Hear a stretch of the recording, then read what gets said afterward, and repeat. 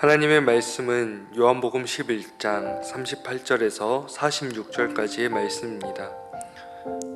이에 예수께서 다시 속으로 비통히 여기시며 무덤에 가시니 무덤이 굴이라 돌로 막았거늘 예수께서 이르시되 돌을 옮겨 놓으라 하시니 그 죽은 자의 누이 마르다가 이르되 주여 죽은 지가 나흘이 되었음에 벌써 냄새가 나나이다. 예수께서 이르시되 내 말이 네가 믿으면 하나님의 영광을 보리라 하지 아니하였느냐 하시니 돌을 옮겨 놓으니 예수께서 눈을 들어 우러러 보시고 이르시되 아버지여 내 말을 들으신 것을 감사하나이다. 항상 내 말을 들으시는 줄을 내가 알았나이다. 그러나 이 말씀하옵는 것은 불러선 무리를 위함이니 곧 아버지께서 나를 보내신 것을 그들로 믿게 하려 함이니이다. 이 말씀을 하시고 큰 소리로 나사로야 나오라 부르시니 죽은 자가 수족을 배로 동인 채로 나오는데 그 얼굴은 수건에 쌓였더라. 예수께서 이르시되 풀어놓아 다니게 하라 하시니라. 마리아에게 와서 예수께서 하신 일을 본 많은 유대인이 그를 믿었으나 그 중에 어떤 자는 바리새인들에게 가서 예수께서 하신 일을 알리니라. 아멘. 예수님께서는 나사로가 죽었을 때 눈물을 흘리셨습니다. 그러나 이러한 모습을 본 사람들은 예수님을 조롱하였습니다. 맹인의 눈을 뜨게 한 이 사람이 그 사람은 죽지 않게 할 수 없었더냐며 조롱하였습니다. 예수님은 부활이요 생명이셨지만 이렇게 예수님을 조롱하던 사람들은 이를 알지 못하였습니다. 그저 예수님이 보이시는 반응에 조롱할 뿐이었습니다.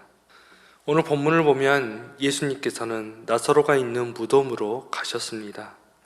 그러나 무덤의 입구는 이미 돌이 놓여 있었습니다.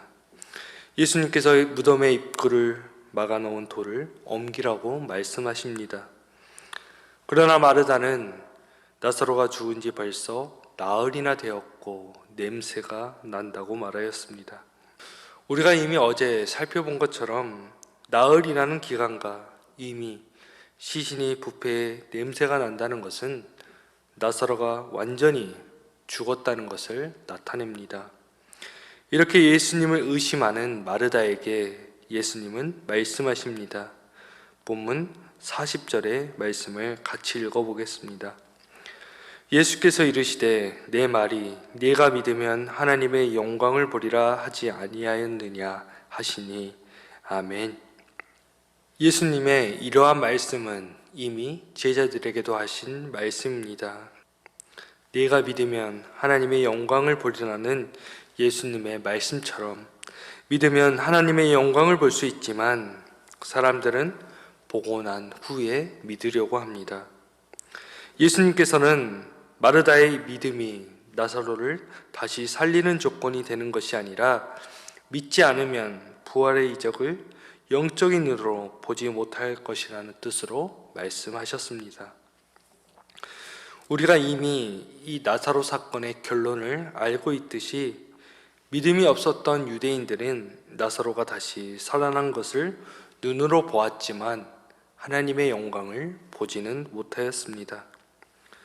무덤에 있던 돌을 옮겨놓은 후 예수님께서는 기도하셨습니다. 본문 41절과 42절의 말씀입니다.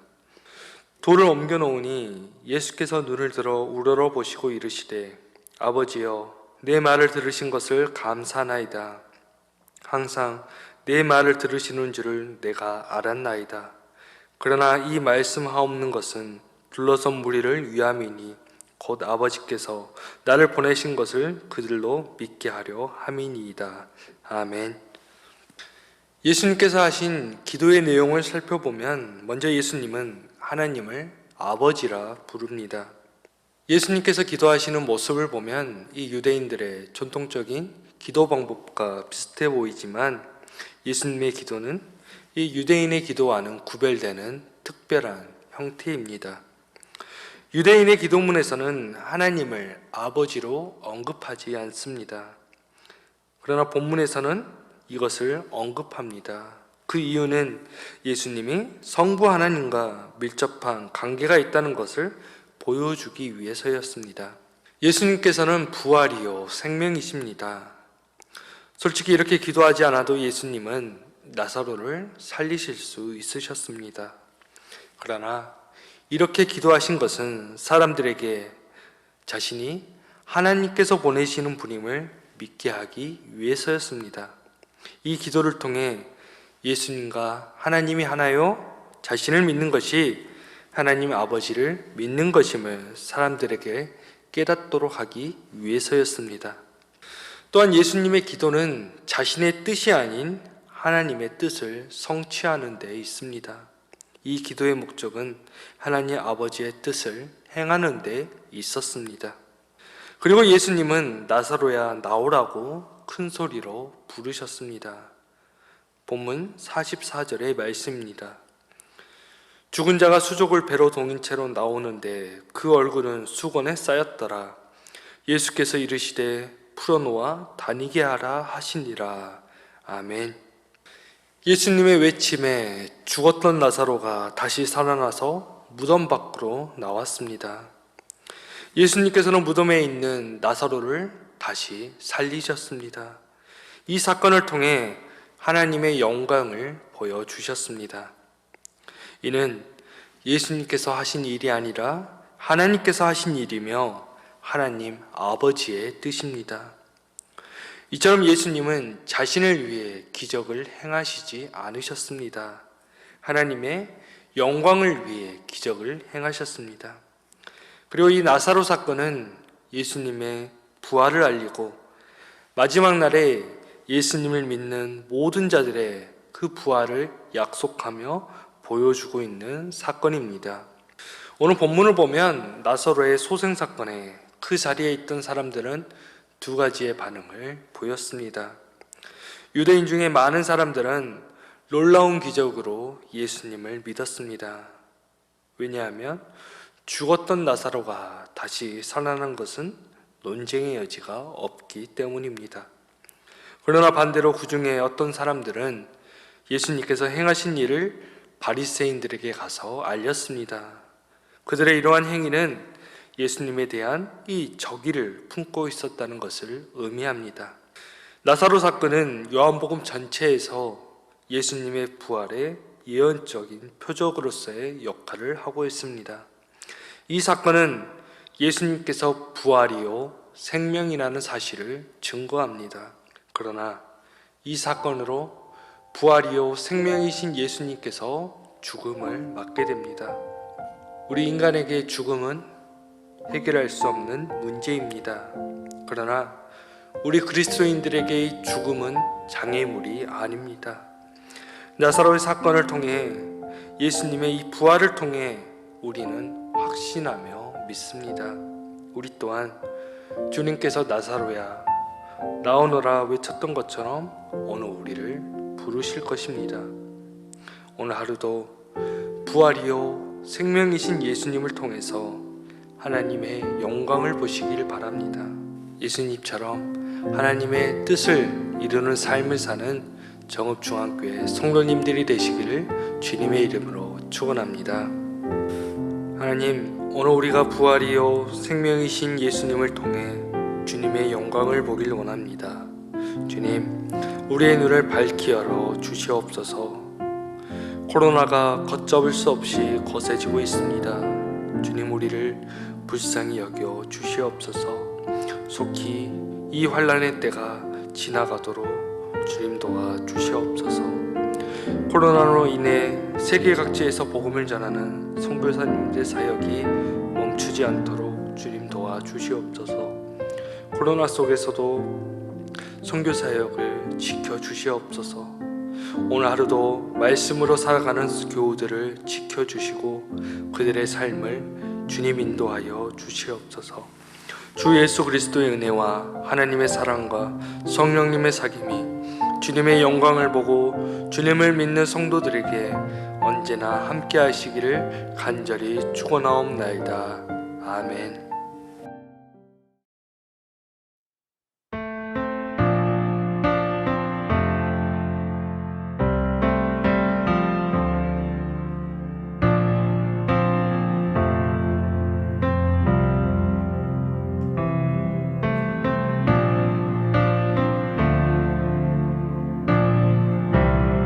우리 하나님을 송축할지어다.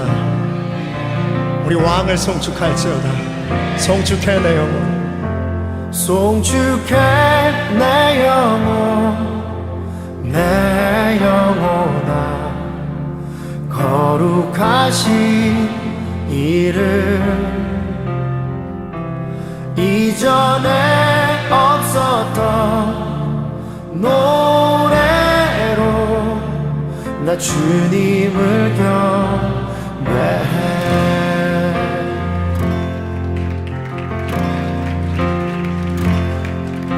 해가 뜨는 새아침 밝았네. 이제 다시 주님 찬양.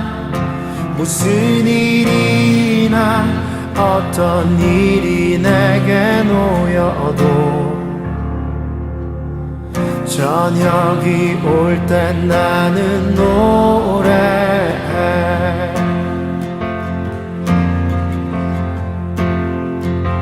송축해 내 영혼, 내 영혼아. 거룩하신 이름, 이전에 없었던 노래로 나 주님을 경배해. 우리 하나님은 어떠한 분이십니까? 아기를 더디하시는 주, 그의 크신 사랑 넘치네. 주의 선하심 내가 노래하리. 수많은 이유로 나 노래해. 여호와를 송축할지어다 나 영혼아. 송축해 내 영혼, 내 영혼아. 거룩하신 이름, 이전에 없었던 노래로 나 주님을 경배해. 송축해 내 영혼, 내 영혼아. 홀로 거룩하신 이름, 이전에 없었던 노래로 나 주님을 경배해.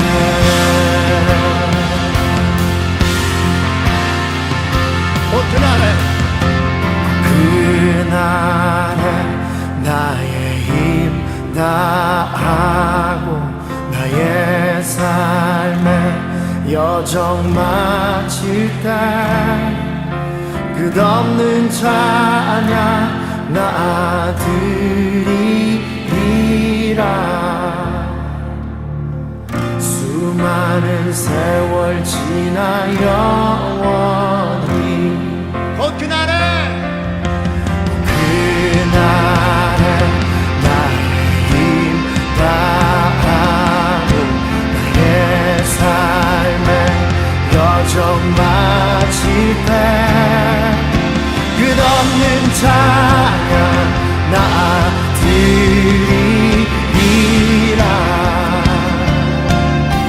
수많은 세월 지나 영원히 송축할지어다. 송축해 내 영혼, 내 영혼아. 거룩하신 이름, 이전에 없었던 노래로 나 주님을 경배해. 송축해 내 영혼, 내 영혼아. 홀로 거룩하신 이름,